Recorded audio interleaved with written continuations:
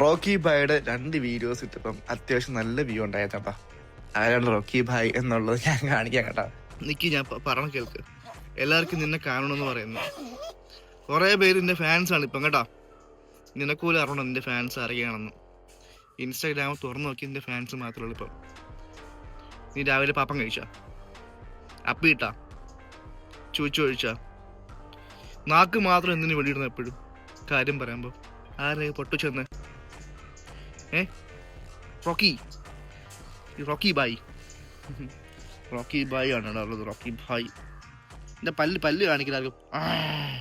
അപ്പുറത്തെ പല്ലോടെ പല്ലോടെ